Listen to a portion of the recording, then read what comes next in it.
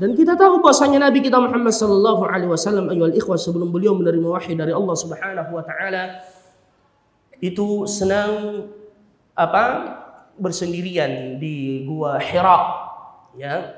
Beliau diperbekali oleh Khadijah, istri beliau yang tercinta, kemudian beliau menyendiri bertafakur, ya.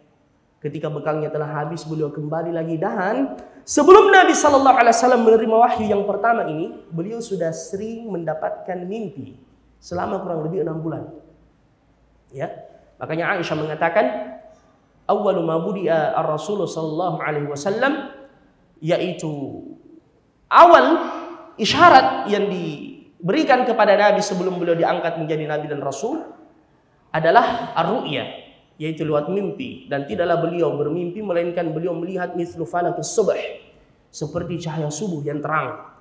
Ya, kemudian beliau bersendiri di gua Hira. Datanglah Jibril alaihissalam dalam rupa aslinya dan berkata kepada Nabi sallallahu alaihi wasallam, "Iqra, bacalah." Ya, ini 5 ayat yang pertama. Mungkin ada yang bertanya, Rasulullah disuruh membaca apa? Sedangkan beliau adalah orang yang ummi, tidak tahu membaca dan tidak tahu menulis, sebagaimana persaksian beliau sendiri terhadap dirinya. Dan ini menunjukkan mukjizat Al-Quran, karena beliau adalah orang yang ummi, tapi Al-Quran diwahyukan kepada beliau dan tak satu pun yang bisa mendatangkan tandingan sampai hari kiamat terhadap Al-Quran. Dan sudah berapa kali diuji dan dicoba, tidak ada yang mampu. Ya, kalau kitab-kitab yang lain dipalsukan mungkin gampang sekali beredar, tapi kalau mushaf dipalsukan, ayyuhal ikhwah, mungkin salah satu di antara santri kami di sini insyaallah dia membacanya dan mengatakan ini, ya, ada perubahan di dalamnya. Ya, tidak sesuai dengan yang kami hafalkan. Dan begitu Allah menjaga kitabnya Al-Quran, itu dijadikan di dada-dada para hufaz, ayyuhal ikhwah. Jawabannya kata para ulama, membaca itu ada 2. Ada yang disebut dengan qiraat al-maktub dan qiraat al-matlu. Ada membaca sesuatu yang tertulis dan ada yang membaca sesuatu yang diperdengarkan atau yang ditalkinkan. Ya. Dan Nabi sallallahu alaihi wasallam maksud iqra di sini bukan membaca sesuatu yang tertulis, tapi membaca, mengulangi apa yang disampaikan kepadanya oleh Jibril alaihi salam. Makanya para ulama kita banyak yang buta seperti Syekh bin Baz rahimahullah tabaraka wa taala. Namun terkadang beliau mengatakan, saya sudah membaca kitab ini di ini, padahal beliau tidak pernah membacanya secara langsung. Karena beliau cuma dibacakan kepada beliau dan diperdengarkan. Karena beliau buta memang. Ya, rahimahullah rahmatan wasi'ah. Dan sebelumnya Jibril alaihissalam memeluk Nabi sallallahu alaihi wasallam dengan pelukan yang sangat kuat. Sampai Nabi tidak bisa tahan lagi dengan eratnya pelukan itu. Ayyuhal ikhwah. Ya, dan saya sudah sering menyampaikan di majelis ini, apa hikmahnya? Mengapa Jibril alaihissalam memeluk Nabi dengan pelukan yang sangat kuat? Ada yang bisa jawab?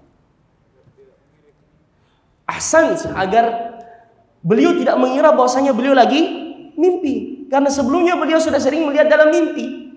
Ya, apalagi melihat rupa aslinya Jibril alaihissalam. Beliau belum pernah melihat Jibril secara langsung. 600 lembar sayap, yang kalau satu sayapnya dibentangkan ya sudul ufuk, menutupi ufuk. Ya. Makanya Jibril sengaja memeluknya, seakan mengatakan, wahai Muhammad, yang ini bukan mimpi. Ya, seperti saya kalau berjumpa dengan salah satu di antara antum yang mana saya rindu, ya, lama tidak jumpa, biasa saya cubit, kau jika, ya, untuk memastikan bahwasanya ini nyata bukan mimpi. Ya, kan begitu. Ya. Jadi dikatakan iqra. Nabi mengatakan, ma'ana biqari. Saya tidak bisa membaca. 2 kali, iqra ma'ana biqari. Saya tidak bisa membaca. Iqra ma'ana biqari. Kemudian Jibril mulai menyampaikan ini, iqra bismi rabbikal ladzi khalaq.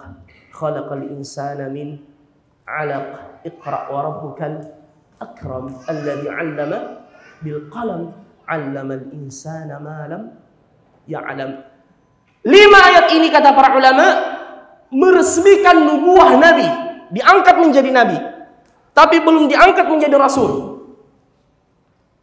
Adapun diresmikannya beliau menjadi Rasul setelah turun firman Allah, ya ayyuhal muddaththir qum fa'anzir.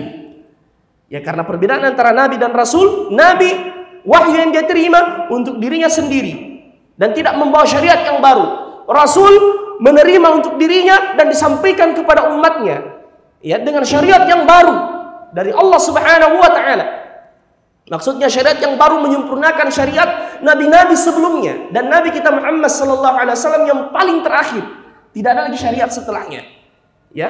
Jadi ya ikhwah al-karim, nabi diangkat menjadi nabi dengan Iqra bismi rabbikal ladzi khalaq dan diutus menjadi rasul dengan ya ayyuhal mudaththir qum fa'anzir wa rabbaka fakabbir wa thiyabaka fatahhir dan seterusnya. Di sini Nabi sallallahu alaihi wasallam pertama kali menerima wahyu, beliau kemudian kembali menggigil ketakutan. Ya, ini fitrah manusia. Ya. Beliau kembali dan disinilah tampil seorang istri yang salehah yang bernama Khadijah. Dan ini pelajaran bagi para ibu-ibu, para akhwat. Kalau suami tak pulang ke rumah dalam keadaan yang khusyuk, ya mungkin dia ditekan di kantornya, ya di jalan dia ditilang polisi, ya kemudian sampai di depan rumah tertulis ya nota dari PDAM, listrik atau air belum dibayar. Kemudian buka pintu, jangan sambut dia dengan muka yang cemberut. Ya, seperti Khadijah radhiyallahu anha, dia yang tampil menenangkan suaminya. Kalau ada masalah sebentar, dikasih tenang dulu. Ya, jangan begitu tiba langsung, Abi, ini ada tagihan masuk. Ya, kasih dulu makan kok. Ya. Tapi banyak tuh suami itu dia makan soto di luar, istrinya kasih makan Indomie di rumah. Ini zulm dan menjadikan permainan tidak seimbang. Baik, masuk waktu ya. Ala kulli Khadijah kemudian tampil dan mengatakan, ya dia Rasulullah mengatakan zammiluni zammiluni dathiruni dathiruni. Ya, makanya al-mudaththir artinya yang berselimut. Ya, dithar, selimut. Nabi mengatakan dathiruni, selimuti saya. Beliau menggigil. Ya, setelah ditenangkan oleh Khadijah, Nabi menceritakan apa yang terjadi. Apa kata Khadijah? Wallahi demi Allah wahai suamiku, la yukhziyakallahu abada. Allah tidak akan menghinakanmu selama-lamanya. Ya, karena dia tahu Rasul ini orang baik. Orang baik itu tidak akan terhinakan. Ya, Khadijah langsung tampil, innaka latasilur rahim. Kau orang yang selalu menyambung tali silaturahim. Wa tuqrid dhaif, memuliakan tamu yang datang. Wa tahmilul kal, memikul beban orang lain. Wa tu'inu ala nawaibil haq, dan selalu membersamai orang yang memperjuangkan kebenaran.